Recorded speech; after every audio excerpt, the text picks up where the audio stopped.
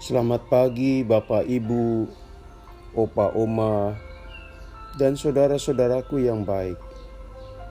Mari kita terus mencari wajah Allah, seraya bersyukur dan berterima kasih atas kasih setia-Nya dalam hidup kita. Pagi ini firman Tuhan diambil dari Matius 3 ayat 7. Tetapi waktu ia melihat banyak orang Farisi dan orang Saduki datang untuk dibaptis, berkatalah ia kepada mereka, "Hai kamu keturunan ular beludak, siapakah yang mengatakan kepada kamu bahwa kamu dapat melarikan diri dari murka yang akan datang?" Saudaraku, Yohanes Pembaptis pasti kita tahu siapa dia gerangan. Putra seorang imam berasal dari suku Lewi. Dalam Injil, dialah yang memulai tanda pertobatan dengan bentuk baptisan. Ia mewakili suara Allah yang menegur untuk yang salah dan memberi janji tentang masa depan lebih baik. Yohanes hidup dalam kesederhanaan. Busana yang dipakai jubah bulu unta, dan makanan yang disantap belalang dan madu hutan. Dalam kesederhanaan, ia mempunyai kewibawaan moral. Artinya, ia berani mengingatkan, bahkan menegur keras orang-orang yang hidupnya tidak sesuai standar yang diinginkan Allah. Yohanes seakan-akan tidak punya rasa takut dan tidak peduli bahwa pernyataan-pernyataannya membuat kemarahan dan sakit hati. Kita tahu, orang yang sakit hati dan marah bisa menjelmakan perasaan itu menjadi dendam. Itu terbukti. Ucapan Yohanes yang mengkritik perkawinan Herodes dengan Herodias. Demikian juga ucapannya yang tajam tertuju pada orang Farisi dan Saduki. Ia menyebut mereka keturunan ular beludak. Jenis ular ini berbahaya dan ada di padang gurun. Dengan menyebut orang Saduki dan Farisi seperti itu, jelas perasaan mereka tidak nyaman, tersinggung. Meski benar, namun sikap belak-belakannya berpotensi menimbulkan reaksi balik yang bersifat memusuhi. Kita tahu ujung kehidupan tragis yang dialami Yohanes Pembaptis, mati dipenggal. Sebuah kematian yang diakibatkan oleh apa yang tidak bisa dipisahkan dari sikap hidupnya yang konsisten, penuh integritas, yakni kesalahan tidak boleh disembunyikan. Kesalahan harus diungkap agar bisa diperbaiki.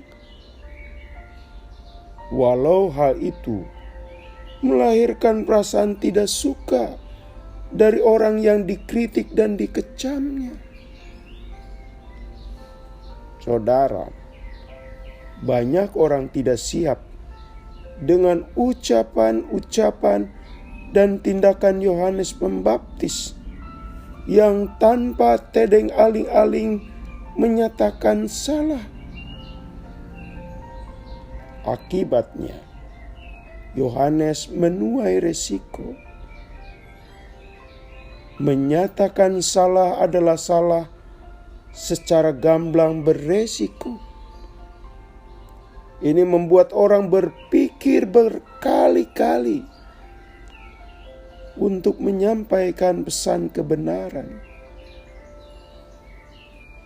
Jangankan dengan gaya kecaman, dengan bahasa halus pun banyak orang gentar.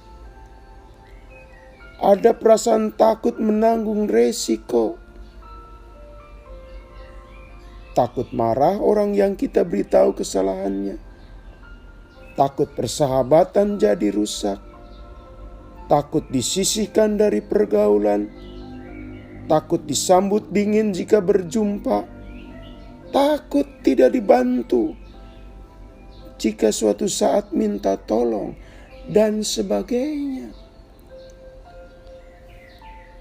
Saudara, dalam pengalaman kita, rasa gentar itu tidak semata-mata jika pihak lain yang diberitahu. Bahkan terhadap orang yang terdekat pun, banyak orang tidak berani melakukannya. Suami terhadap istri, atau sebaliknya, kakak kepada adik, orang tua terhadap anaknya sendiri. Banyak alasannya. Takut ribut. Atau yang lain. Jika saya menyampaikan kesalahan istri saya, bisa perang Bratayuda di rumah nanti. Pertimbangan untuk menjaga relasi tidak terganggu. Akhirnya banyak orang membiarkan kesalahan terus berlangsung. Banyak orang diam, membiarkan, atau paling-paling berharap semoga ada orang lain saja yang berani memberitahu.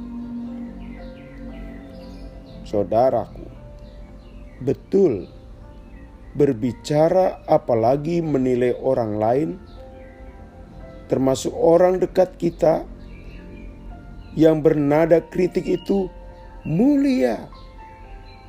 Ia sangat mulia. Karena itu merupakan fungsi kontrol. Kontrol agar orang yang kita beritahu tidak jatuh ke jurang kesalahan yang lebih mendalam. Dengan mengatakan keturunan ular beludak, Yohanes ingin menyadarkan orang Saduki dan Farisi bahwa ada perilaku mereka yang jahat. Itu fungsi kontrol. Berbahaya bagi orang lain dan tercela bagi diri sendiri jika dibiarkan. Sedangkan kalau kita diam, bisa saja kita disangka merestuinya. Dengan diam melihat ketidakberesan, bisa saja kita dinilai setuju dan merestui hal-hal yang tercela berlangsung di depan mata kita. Saudara, bagaimanapun, saat kita membisu, melihat hal-hal yang tidak benar berlangsung di depan kita, diam 1000 bahasa, maka ketidakbenaran akan makin merajalela. Padahal kita adalah terang. Ketidakbenaran itu kegelapan. Maka terang kita wajib menyinari kegelapan. Caranya, tidak mempermalukan, tidak menghakimi, dan tidak merasa sok saleh. Tapi dengan cara menggugah kesadaran melalui ajakan yang menyentuh hati. Kita berdoa, ya Tuhan, jauhkanlah kami melangkah ke jalan yang keliru, dan mampukan kami mengingatkan mereka yang tengah berjalan keliru. Dalam nama Tuhan Yesus kami berdoa. Amin. Selamat pagi saudaraku, selamat memasuki hari baru. Masih bersama Pendeta Supriyatno. Tuhan memberkati.